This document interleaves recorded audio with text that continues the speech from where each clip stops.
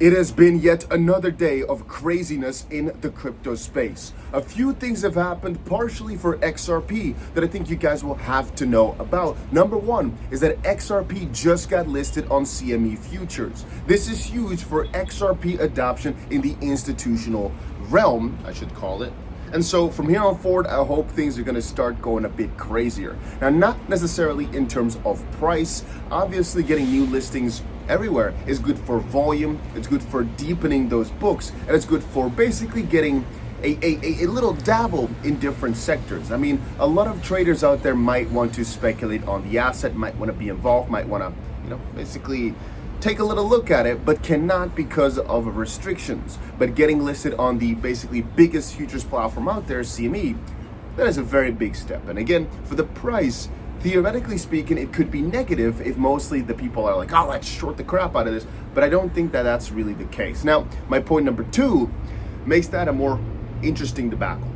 And that is that there's right now a little bit of a debate going on, a little bit of a problem in paradise if you're an XRP holder. And that is because the CEO of Ripple, Brad Garlinghouse, tried to set up a meeting with Senator Cynthia Lummis, I believe it was. Let me double check. Yeah, actually just taking a look at it here, you can find that there's an interesting battle going on right now. For example, there's a Bitcoin holder who said the biggest mistake I see XRP holders make is holding XRP. And then he said, why is the entire Bitcoin maxi community shitting on XRP today? And it's actually because Brad was crying about how he's entitled to meet with a US senator. And again, Matthew then responded saying, if she agreed to meet, then rescinded, that is a bit odd. It's just an excuse for CBDC haters to throw more shade at Ripple, even if XRP is a better resource for bank and government treasuries to actually transact with. And then there's a bit more of a discussion there about all that. But if we scroll a bit further to what I've already established here, you can see a few interesting things, right? Oh, here's, by the way, the CME announcement for XRP and micro XRP futures. Very, very big deal in my opinion. But here's the interesting thing. Ripple CEO Brad Garlinghouse says pro-Bitcoin Senator Cynthia Lummis canceled a meeting with him and will not reschedule. Quote, I hope you will reconsider and be a leader for all crypto and invite you to join me on an X Space anytime. And again, here's the full message. Heading to DC to champion sensible pro-crypto legislation around stablecoin and market structure. And I'm very encouraged to see our elected officials look at crypto as it should be, a multi-chain industry. Having said that, Senator Lummis, as chair of the Digital Assets Subcommittee, canceled a meeting with me and will not reschedule. As a leader in Congress and senator from one of the most crypto-friendly states, Wyoming, I hope you will reconsider and be a leader for all of crypto. I invite you to join me on an X Space anytime or a live convo on stage at one of the many crypto events we cross paths at to talk about how to make the US the crypto capital of the world. As is the goal of the Trump administration, I will continue to do everything possible to support that goal. And obviously, no real response came in. It's just Pierre who said, you ruined your reputation and lost credibility by pushing for CBDCs and against Bitcoin. Nobody takes you serious anymore. And I have a little word to say about that. So in my own humble opinion, I don't think anybody should be forced to have a meeting with anybody. So if she wants to cancel, that's completely fine. And if she will not reschedule, that's completely fine.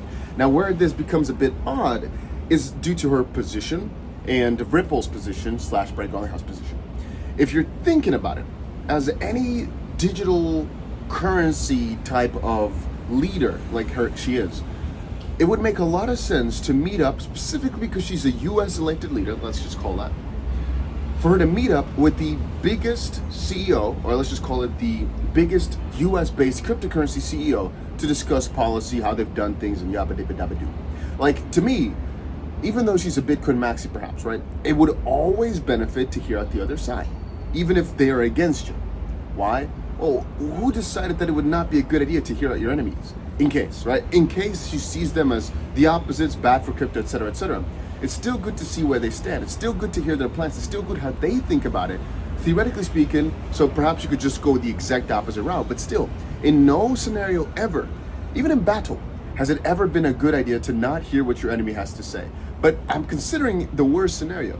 Most likely, following Trump's administration and the way they do things, she'll just kind of have to be really nice to them and basically have to listen in, because again, if we're thinking about the US's crypto growth, Ripple / XRP is the biggest in the entire freaking country. So it does make sense for them to be, pretty open to hearing their words, pretty open to working with them, which has not been the case.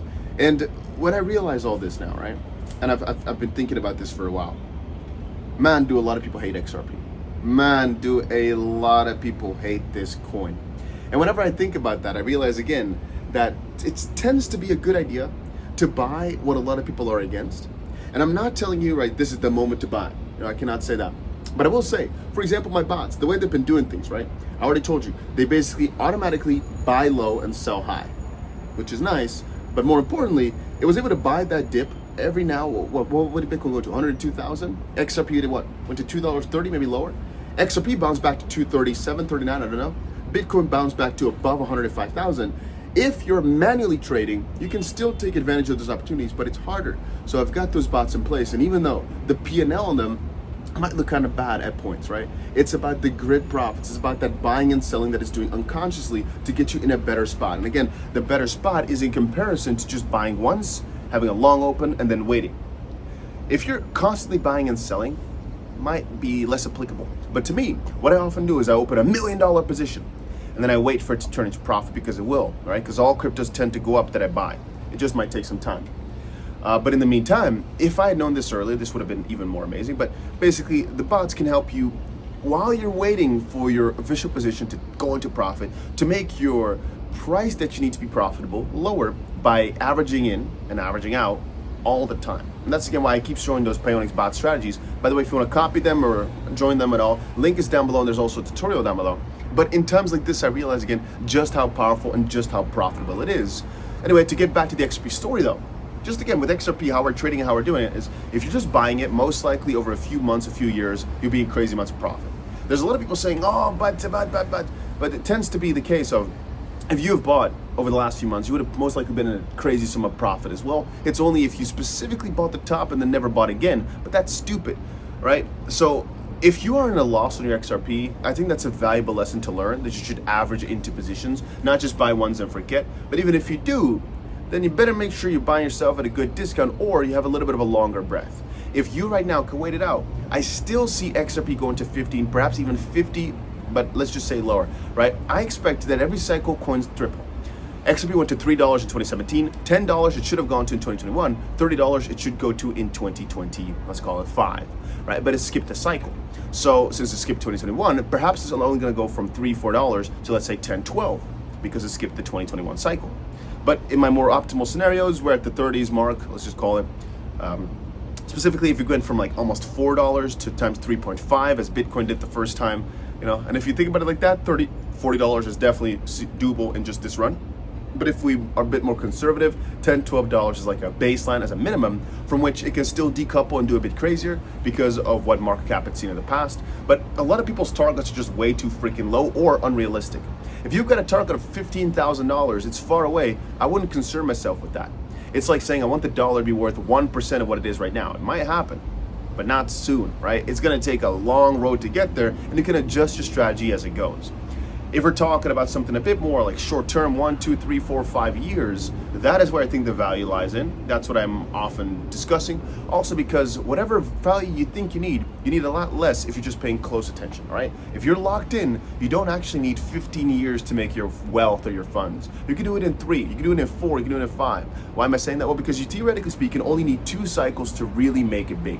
1, if you're good and lucky, but 2 is almost guaranteed, not guaranteed, but almost guaranteed for anybody. And that's about what, a 5-year span or something like that. If you're locked in right now though, I think things are just a bit easier because we're at basically the best phase of this market. I will keep reminding you every single day. And people say, oh, but you say that every day. Well, even if I have, right? XRP, Bitcoin, if you think about it where it was back in December of 2022 when the market started to pick up versus now, it was worth it to listen for the last 3 years in a freaking row. So do the math on that. That's about it for this little crypto update. Hopefully see you guys again another one. But things are interesting right now. They surely are. But yeah, I'm about to head out, going to